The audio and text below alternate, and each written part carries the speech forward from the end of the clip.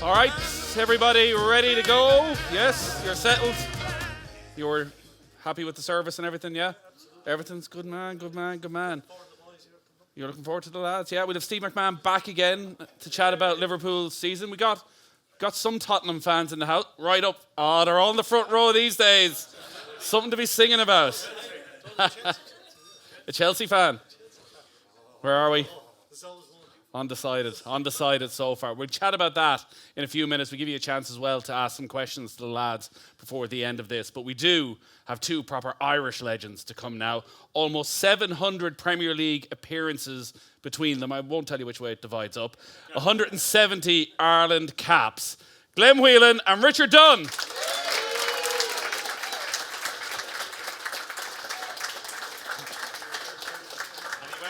You, whatever way you want, whatever way suits you. Don't mind.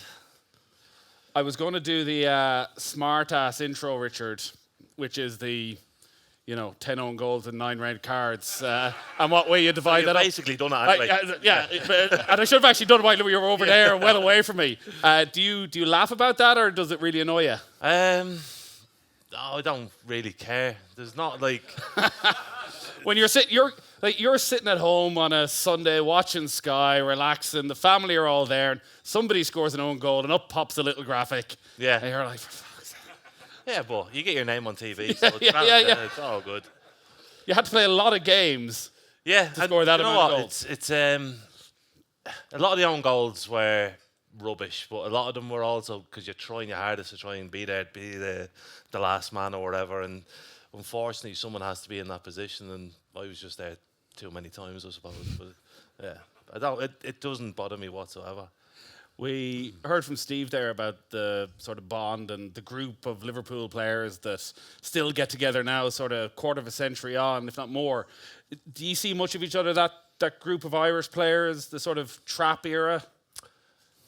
No, I wouldn't have said so. No, I wouldn't have said we had a committee or Yeah. a group that funds each other. No, we don't. So Who'd be the chairman if you did? Oh, it was toy. Probably Shay. Probably Shay. Yeah, Shay. Shay would love it committee because man, it's busy. Yeah, he would love acting like that. He's on everything else, so maybe Shay. Thing is, with our era, I think a lot of them now are doing TV, so you end up bumping into people the whole time. So if you start organising to meet them as well, then you start seeing too much of them. So you just, enough's enough. You do go way back, though. You were on the pitch when Glenn made his Manchester City debut. I said earlier that all three of you played for Aston Villa. All three of you played for Manchester City at one period. Yours was a shorter spell maybe than the other. Probably about 12 minutes. just the once. So one game. One game. Against TNS. Europe. Total Network Solutions. European football, yeah. Qualifying. Cardiff. Yeah. Millennium Stadium. Yeah, there was about 12 people there. Yeah.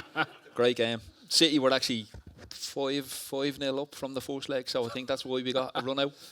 You were there to just shore things up for the last few minutes. I had to bring Dunny's boots and make sure he had his shin pads, and then managed to get a game as well. Yeah. So, what are your memories of a young Glenn Whelan? He was part of 3 young Irish lads. Was there? Or was it 4? Murph was there. Murph, Paddy. Stephen Elliott was there. Willow. Well, There was a gang of us. Yeah, there was a load of them. So Paddy McCarthy, who we would have seen at the weekend, he's assistant manager at Crystal Palace. Yep. Trying to picking a fight with the... No, they were brilliant because they all came over and they were all obviously young lads, and you start to go back to when I was a young lad and what you get up to and stuff like that. So you're looking, but the 5 of them kept themselves going, or I don't know how many there was a lot of these, but they kept themselves going, they kept themselves, and I think nearly everyone got into the first team, whether they played or they were in the bench or were in the squad. They all worked and got to the levels that were expected. So yeah, they were a well-behaved bunch. Were they? No. Go on.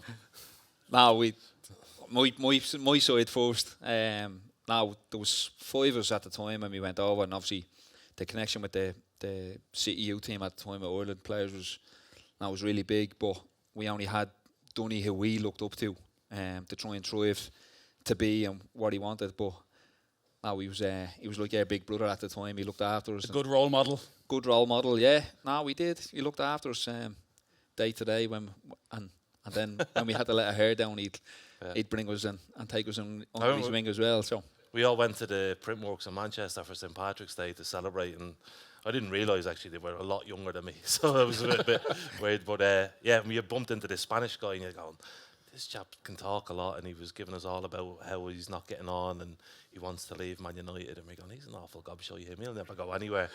Turns out it's Gerard Piqué, and he made a great career of himself. No, it's just Kevin Keegan was manager then. yeah, I first went over. Joe Royal was the manager to begin with, and then Joe left, and then Kevin Keegan obviously came in and brought in his staff, and we had a nice coach who came along as well, Stuart Pearce, who looked after us or didn't, who didn't like us. So that was a little bit tough, but yeah. No. What do you mean he didn't like you? Oh, I think it's the old Irish English thing again, right, isn't it? So no, I just think obviously Piercy was still player coach at the time when he first came in, so we were obviously trying to break on the scene, and he was still getting involved in training, and he'd try and leave one or two on you, and unfortunately for him, he came across a fella called Willow Flood, who upended him and got a giggle, and after that was a big story where Piercy was coming for us. Right. And do you think, in all seriousness, that had an impact on how your careers developed? No, not at all. This is their story. This is what we tell each other. Yeah. We meet back he was out to get you. The true part of it was, Willow Flood, he was 6 stone wet through on a good day. Left psycho in a half. True story. Wow. Good man, Willow. Good man, Willow, yeah. I think we went to watch the Pogues one night in Manchester, and Stuart Pearce obviously loves all that sort of stuff, so he was in there, and we ended up going backstage, and we walked in backstage, and were you there? Yep. Yeah. And I think that was the problem. It shouldn't have all been there. Yeah. He walks in and Glenn and Shane Gowner in the corner. And Willow Flood, so yeah, that might have been the problem. You obviously played a few more games under Keegan. Like, your list of managers played under... I got the ball sacked. Perfect, yeah. All those own goals and red cards through the years. Like Harry Redknapp, Kevin Keegan, Martin O'Neill, Stuart Pearce, Gerard Houllier, Sven-Goran Eriksson, Mark Hughes, Giovanni Trapattoni. Who got the best out of you? The one that you missed out was Mick McCarthy, who I really liked, who was brilliant, who just was dead honest with you and just said, listen, you can't be half-arsed through the week. You've got to be 100% to realise that you can play 100% at the weekend. And I think he was the one that made you think that it's not just have a laugh Monday to Friday. You to prepare and play your best on Saturday. You have to prepare day in, day out, and make sure that you're your best to achieve what you want to do. And he was great. But every single one of them, I think I took a little bit of something out of them. And they're all nice guys. Everyone trying their best and trying to be as good as they can, I suppose, for each club. But there isn't one that I look back on and think, well, I didn't learn something from him. So I think that's, I suppose, as a player, you go through and you think, well, if you get something from everybody, that's the best you can do. The half-arsedness, if that's the phrase, was there a moment when things clicked with you? No. No, I wasn't. I don't mean it in that way. It was like sometimes you don't tackle people in training because you think, well, we've got a big match the weekend, I don't want to hurt them. And it's like, well, I'm not giving my best every day. And then if I don't tackle them, well, then they don't learn how to move quick enough to get out of the way of it and stuff like that. So I suppose you just start going, right, I can't give 75% on Monday, Tuesday and Wednesday and think I can be 100 on the weekend. So you just start giving it every day. And it's not about the hour and a half on the pitch. It's about a little bit more in terms of your life and the gym and all that stuff. And yeah, it's not the same for everybody. The penny drops straight away. It takes a little bit of time, and it probably took me till I was 23, 24 before I started to get more focused. So when you came into Ireland camp, would you have been a little bit in awe when you were in the dressing room? Yeah, definitely, yeah. Certainly we had like Niall Quinn, people like that in the squad. I remember playing in Paul McGrath's testimonial and passing the ball to him and then passing it back to me and passing it back to him and he'd pass it back and I went to pass it back and he's going, I can't fucking move. Stop giving me the ball. I was like, all right. But it was just brilliant to be on the same pitch as him and to be around all those people and stuff like that was fantastic. The same as like Steve. I was a Liverpool fan growing up, and he was part of the Liverpool team that I loved and adored. And to go into an Irish team with Niall Quinn, with Steve Staunton, with people like that around the place, you are a little bit in awe, and it takes a bit of time before you can. I deserve to be here and understand that. And geez, from the outside, that's so hard to imagine, because my memory of you as a kid was going to like an Ireland under-15 match, a young lad coming up from Mayo and watching underage football, and I think there was a lad we played who was in the squad, and it was Richard Dunne and Jason Gavin were the centre backs. And Jason Gavin had a moustache. Yeah. It was under 15. Since that was he a was proper 12. Yeah. moustache. And you were about 6'4" at this stage, and he wasn't far behind you. And it's like these guys are destined for greatness. They're just at a whole other level. Yeah, like everything that you get, I think, and you don't expect that, do you? You just keep getting stuff, and you like, well, if I try hard, and then you're in the reserves, then you're in the next team, then you're in the next team, then you're playing, and all that stuff. And you don't ever think, I'm going to be this or I'm going to be that or whatever. You just keep trying your best, and then you end up in positions, and people will say, well, how have you done that? And it's like, well, I don't really know. I don't really know, but that's where we've ended up. And it's the same now. It's like, even, I suppose I do the TV stuff, and I don't even know how I've ended up there, but you just end up keep doing it. Do you know how you ended up here tonight? No, this is a mistake somehow. It was similar for you? Yeah, I think so. I think it's obviously you've got a dream of where you want to be, or like obviously at the time it was the FA Cup and Premier League and playing there, but it was only ever a dream. So you used to try as hard as you could, and you'd play for the, like for me it was like 16s, then 18s, then reserve football, and right enough you're in around the first team by hook or by crook, like. But no, I just think for us, I think as Irish people, no, we just keep our head down and just work hard and don't really expect anything, which is probably a little bit different, and probably a little bit, we should be more entitled to go and have bigger dreams and expect the best. But no, I think like what Rich says, it's like if you get it, you just go, oh, delighted, what's next type of thing. So do you reflect then, now that you're retired and you're gone into the coaching side in your career, and say 10 years with Stoke in the Premier League, you know, closing in on 300 appearances in the Premier League, like one of the great Irish careers, and that time at Stoke where, you know, they're spending lots of money to replace you all the time. Actually, should you have had your chest out a little bit more?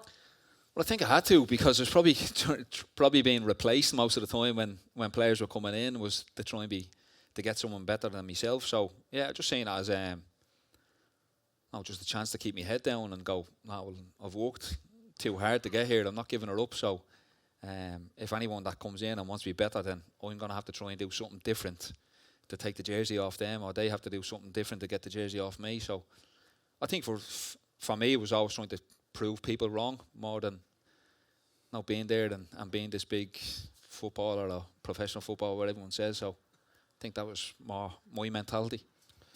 But when you're going through that, and I presume you had a very good relationship with Tony Pulis, considering how long you worked together, and he's gone out and, you know, he's signing, was it Stephen Nzonzi came in one year, Imbula was the big one where it was about 25 million and obviously didn't work out. Like, are you into his office the day after that going, oh, listen, I'm going to fight for my life here, or how does that work? Yeah, no, you're knocking on the door and seeing where you stood, but it was a case of, as long as I had a fair fight for my spot, then I was more than willing to stay and fight for the jersey. But I also had opportunities for myself to leave, and there was other teams that came in. But I think at the time, Stoke was my team, and I'd been there when you were in the championship, and what we'd worked for, and quite a few of the lads, we took it on ourselves as like we were Stoke people, even though we weren't.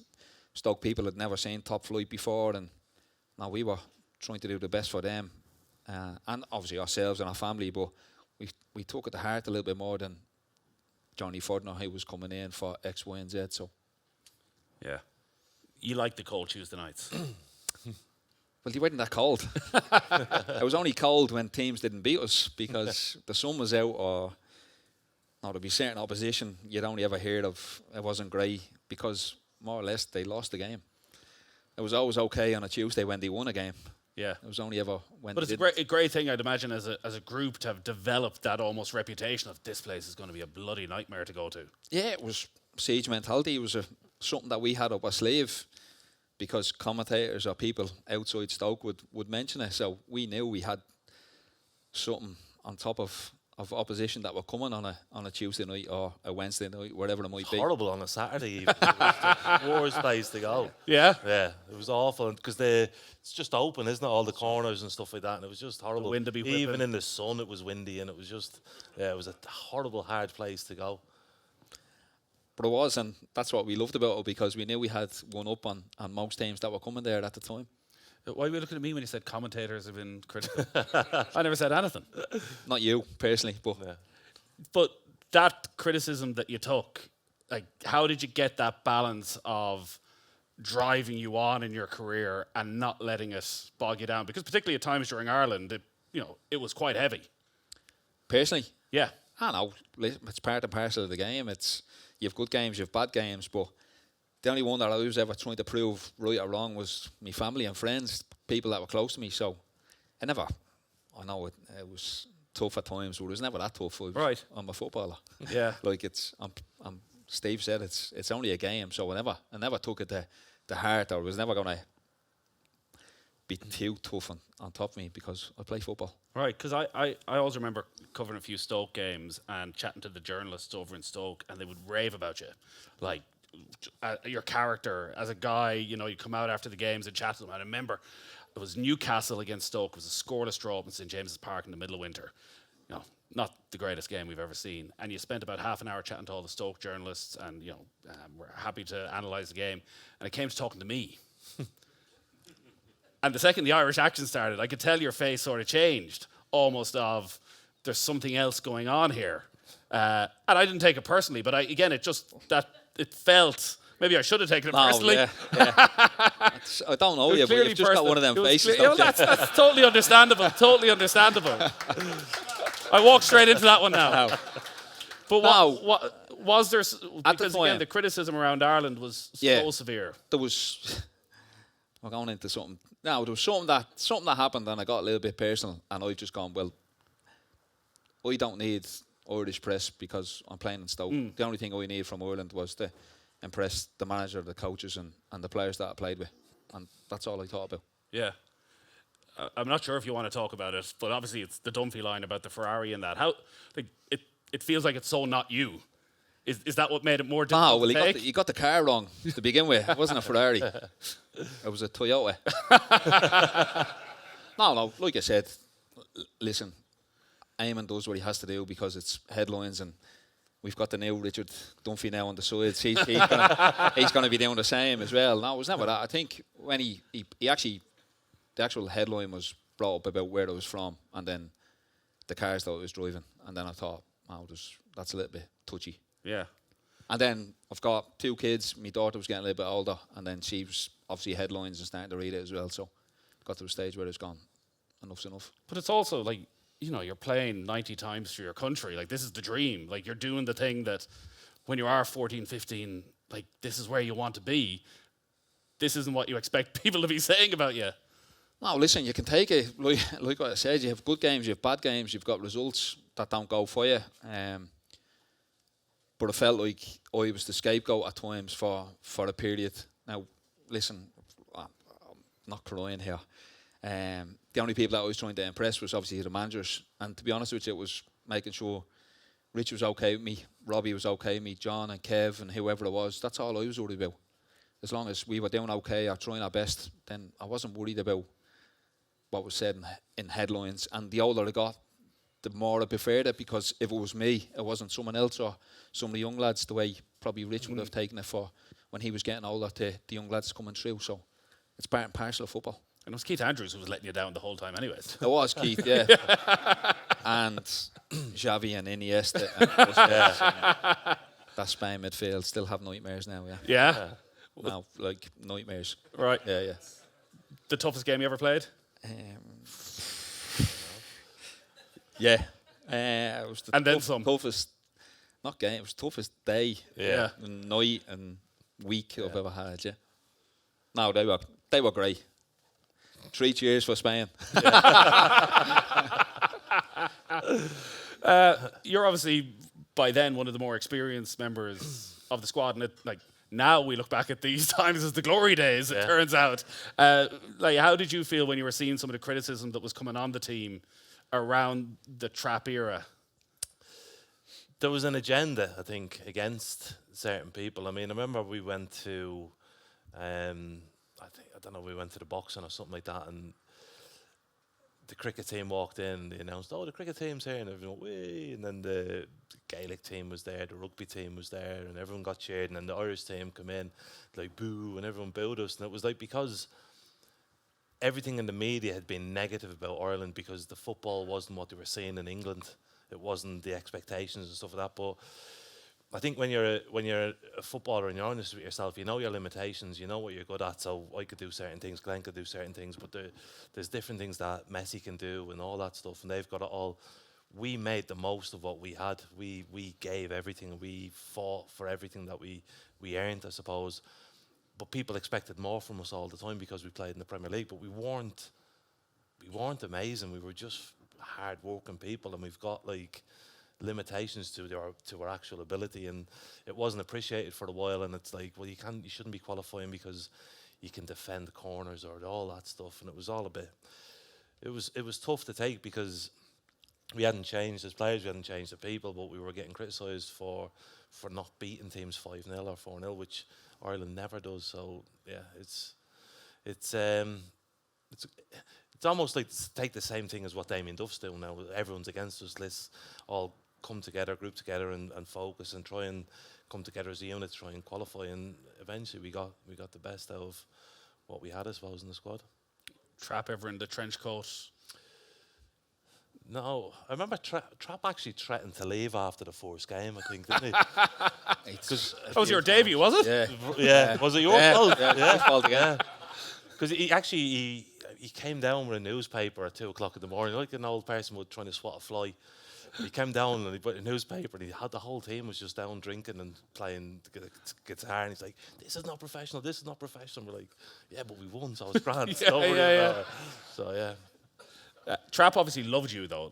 So your debut was his first game in charge, and the entire way through you were there. It felt like first name on the team sheet. Yeah, no, whatever it was, I ended up going to a training camp beforehand. I think when he was announced, we had a 2-week training camp in Spain, and it was sort of my chance to go and show what I could do. And we didn't even have a game. I think it was just training, and something happened. And there was, to be fair, it was on the back of Stoke being promoted and got to the Premier League and playing. So I think it was a case of, at the time, a lot of the group mainly was playing in the Premier League, whereas a little bit different now. But yeah, for whatever it was, I remember. Now Keith would tell you if he was here, it was like a case of, I used to be box to box until Pulis got hold of me, and then Trapattoni. I used to scratch. He scored a few goals.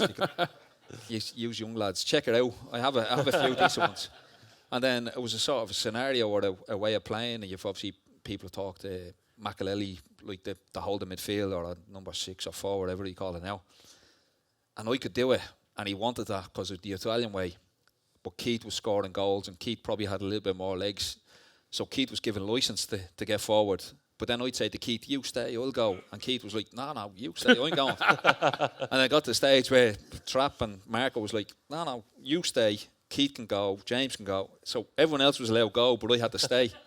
So I was holding Rich's hand, more or less. Keith was stayed anyway, didn't he? Well, whatever it was, I was more babysitting and wasn't allowed to go anywhere. So, but listen, again, that's what Trapp wanted. I think there was at one stage we went 13 games unbeaten, and the Ireland team was getting slated because we didn't score X amount of goals, but we'd been unbeaten in 13. So I think you'd snap your hand off for that now.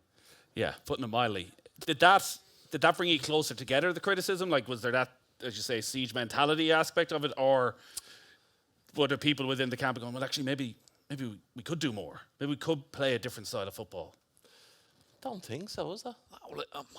I get what people are saying, style of football, but when you actually look at the players that we had, it wasn't a case of we've gone 10 defenders and just sit in. We had Duff, McGeady, obviously Robbie. We had talent out there. I think it was just a case of the Italian way. Like anything, what the manager wants, you have to try and give, because if you don't give it, you're not getting selected. But I don't. It was never spoken about in the dressing room about like the press don't like us, or like all we wanted was to qualify and get the playoffs or get to the Euros, and we managed to do it. So The thing is with Trap as well, we used to come in, say, on a Monday for a Saturday game or a Friday night game, and on Monday you would train for 25 minutes on throw-ins, because you lost the UEFA Cup final in 1984 on a throw-in. So we would have to pay for it all the time, doubling up either side, set pieces and all that stuff. And it's like, oh, we're doing this again. But we didn't concede goals, like you're saying, until we got to the Euros, and then we couldn't stop conceding.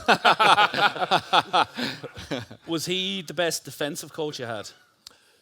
Probably, yeah. I think himself and Marco Tardelli were just, he used to speak about the detail, but he used to give us the detail as well, which told us exactly what position. So we would go down to Malahide and do our set pieces on the morning of the game, and he would literally drag you from, right, no, not there, one inch, there, this and this and this. And we'd all know to an absolute T what was expected of us. And I think he was, when you work with certain coaches, and probably the same with Pulis and stuff, you go back a little bit of time and it's about, come on lads, go, fight. Where now you see coaches about tactical details and all that stuff, and he had them. He understood what it took and what position. It wasn't okay to be there. You were better to be here.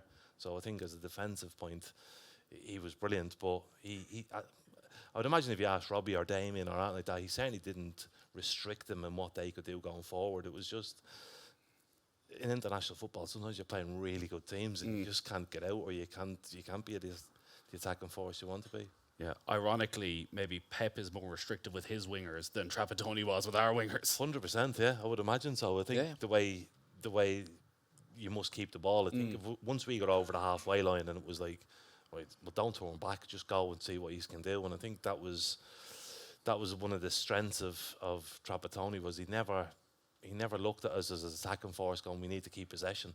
It's like, fucking hell, if you're in there half, you might as well have a shot, have a goal. That's the way it was. We did get to a playoff, of course, and you mentioned your goal-scoring prowess. Maybe the time to have a little bit of a look at one of the great Irish goals, we're going to say. Crow Park. Shank and Silly. No, here. We've got the pundit in the room. Let's see what Richard Dunne has to say about it. Oh, there he is. A distraction. Liam Lawrence with the free kick. Oh. Woo! Straight off the training ground. 7 minutes. Was it? Not the first time we've seen him do that. No. Whelan began this I was off the shin pad, that, yeah. just like that against Georgia, and he's done it again. This is it. Obviously, Richard said the same thing. It's straight off the training pitch. It wasn't straight off the cuff. That's what happened. Obviously, I had a relationship with Liam at Stoke. We actually bobbled one in. Yeah. And then we've bobbled it back. And now we'll see. Now we'll get the right angle. It's mad because nowadays everything is off the training ground. Everything is stuck to a structure, and people don't take responsibility upon themselves. Whereas, like, we're probably told, whip that ball in the box, but the opportunity comes. I think it's actually Keith goes out. If the start of that, Keith goes and speaks to Liam, because the Italian way, they obviously bring 11 men back, 10 men back with the keeper, and they're in a straight line, and Keith's gone, you're free on the edge of the box. So he's gone out to Liam and gone, pull it back. So it wasn't a training ground situation. It was literally just a case of the Italians are doing the Italian thing. Let's try something. And you knew what the Italians were going to do. Well, yeah, because we were doing it. Yeah. Someone just said there, like, amazing. Like, you can even hear there in the background the noise at Crow Park that day as the Ole Ole's start ringing out. Like, we look at this current group, they're not having those sort of moments. Like, that night, like, when that goal goes in, when we think we're going to win the game late on and we get the goal again, like, those nights are, wow, like, so special. Yeah, I think that's just over the years, and especially, obviously, played and being a fan first and foremost, it was like, we've had them over the years. We've always turned up against the big teams, or the so-called big nations. In my time, obviously, Germany, Italy, you go back to beforehand with Holland and stuff. I don't know, whatever it is, it's like when a big team's coming into town, now we showed up, and unfortunately over the last couple of years it's just not quite happened. So what happens next then after that game against Italy? We go into the playoff against France. You throw off the shackles in the second leg is the common understanding of what happened that night, that you'd had enough of Trapp and the Italian way and the defensive style, and you're like, no, we're going to go for this. Is that what happened? Pretty much, yeah. But it wasn't the thing against Trapp. It was just the things like he wanted to be as cautious as he always was, and the cautiousness has got a really long distance. It done really well for us. So I don't think we all of a sudden turned and thought, oh, he hasn't got a clue. So how does it happen then? We just on the bus and just thought, you know what? It's not a night for sitting back. We've got nothing to lose. We've already probably messed up in the Croke Park game when we got beat 1-0, and it's like there's no point in waiting and hoping. You might as well try and take it into your own hands and go for it. And that was the case of it. And I just think we thought we pressed them really high up the pitch. I think it was a case of pick it long. The actual pressing game. It was one of them. Obviously, with the strikers, if Robbie was going, that me and Keith were making sure we'd be behind them, and then obviously Rich and everyone else behind us. So I think it was just a case of, now we're going to see what these have got. Again, it wasn't a fingers up to Trapp. It was a case of, now we're losing here. Like, we need to get results. Like, drawing's not going to be good enough. We need to go and do something. And obviously we scored a decent goal, and got us into good stead to begin with anyway. It's taking responsibility. I think so often now you're looking at players, and every time anything goes wrong, they're like, oh, what's the manager telling us to do? And going back, and I'm sure even more so when Steve was playing, it was like players have to take the responsibility themselves and understand it's them on the pitch that have stuff to do. So we tried to do it, and we thought, well, if they kick it long, there's no way fucking Henry wants to head it. So we should win the header, and then we can go again and start again. And we were pressing them high, and it was working for the majority of the game. And you were right, he didn't want to head it. He wanted to handle it. While Richard was consoling Thierry after the game and for all the criticism he was going to get, what was your reaction? Yeah, no, it was devastation. I'd come off at the time, so I wasn't on the pitch when it happened, but I think because it was off and it was close to screens and you could see what happened, they are at him, like, obviously we've got far now, was one of them, please, like, just make it go to penalties and give us half a chance. And that was devastation, because at the time I'm off the pitch, I'm now a fan, and you're wanting to get to a World Cup, so it was tough to take. But listen, don't get me wrong, if it was the other way around, I'd do what Thierry done. I would handle ball, whatever I had to do to get there. So now he had to do what was right for his team, and now we do the same. It was in air court. How long does it take you to get to that realisation? Well, I don't speak to any French people now, and I don't like French people. I actually don't. Yeah, so I've taken it to heart now. Yeah, don't like the French. Yeah. I moved there, which is a fucking strange thing, and then I ended up having a row with an under-9s coach at a game over in France who was saying, Thierry Henry, and I was like, it's fucking 15 years ago, like, I don't really care. And It's an under-9 game. Yeah. It's just the lads play, but yeah. Had you anything to throw back at him? I couldn't speak French at the time, so it was annoying me, You spoke about the Spain game at Euro 2012 and just how good they were. This is your second major tournament, so you're at the World Cup in 2002, and obviously a very idyllic, serene time had been had at that one, and you were hoping maybe for something similar in 2012. How soon into the tournament do you realise we're in a spot of bother here? We're in trouble, yeah. I knew we were in trouble early, because Rich won't tell you, Rich was struggling with an injury beforehand with his shoulder, a groin. Shay was shoulder, so our two biggest talisman were struggling and didn't play loads of football leading up to that. So now, if anything was going to go well for us, we needed our strongest players, and unfortunately at the time the two of them were struggling and patching themselves together. So now they call it the group of death, and now it definitely was, because when you look what Croatia, obviously Italy, and then Spain. Now, right enough, Spain went to beat Italy in the final 4-0. So if they could do that to the finalists, obviously it was difficult. But I think for us at the time, it was sort of coming to the end with Trapp, because we knew then that was a tough gig with the 4-4-2 and two wingers, and because the Spain game, like for me, like I said, and it's nightmare stuff. And what we didn't change. Could you describe what like you're going up against? Maybe the best midfield of all time. Like when you're half an hour into that game, like what are you thinking? Half an hour. The warm up. The team sheets came in, and David Silva, Fabregas, Juan Mata were only on the bench. They couldn't get in. And we were going 4-4-2. I was going, no, let's go 5-5-6 or whatever we can do. But 5-5-6. whatever. No, listen, I was delighted to be on the pitch with them in the right way, but in the wrong way. I wish I was sick. You were sick by the end of it. Well, yeah. That was shit. It was really shit. Because you're like, you've reached a level of football where you think, right, we're capable of competing against the best. And then you're not.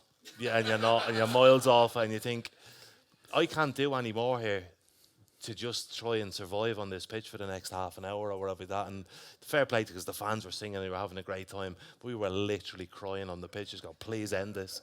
Because it was a massacre, wasn't it? Yeah. We couldn't get the ball. We couldn't do that. We couldn't. Even like I tried to start a fight with Ramos, and he didn't even want to fight. So there you go. What the hell? So it's just near impossible, that whole thing. I actually think they took the foot off the gas. You know, I think it was once it came 4-0, it was like conserving energy, make a few subs, keep ball, and we were like, on you go, lads. As long as it's away from our goal, do what you want. Leave us alone. Yeah. It was tough. Have we found out who's playing you in the Saipan movie?